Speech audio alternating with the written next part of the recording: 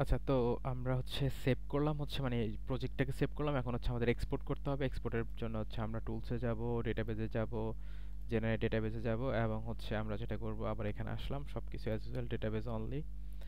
তারপর হচ্ছে আমরা চাইলে আউটপুট পাথটা বলে দিতে পারি, আমরা আউটপুট পাথটা কোথায় নিব।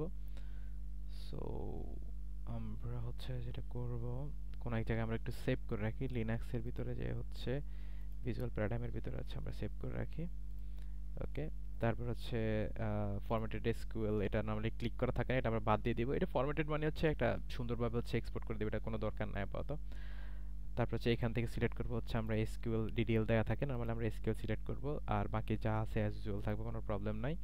এরপর হচ্ছে আমরা ওকে দিব, ওকে দেওয়ার পর হচ্ছে এটা আলটিমেটলি জেনারেট হয়ে গেছে। তাহলে লাইব্রেরি ম্যানেজমেন্ট সিস্টেম ভিপিপি যেটা যেটা আমরা সেভ করছি, আর এটা হচ্ছে আমাদের এসকিউএল ফাইলটা। তো এটাকে হচ্ছে আমি একটু কাট করে নিয়ে নিই, অথবা এখানে থাকা কোনো প্রবলেম নাই। কন্ট্রোল জেড, রিফ্রেশ করে দিলাম, ওকে ফাইন।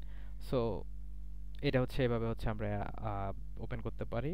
এখন যদি একটু ওপেন করে তাহলে খেয়াল করে দেখেন, এখানের মধ্যে টোটাল যে ডেটাবেজের যে কোডগুলো আছে সবগুলো এখানে আলটিমেটলি দেওয়া আছে। ঠিক আছে।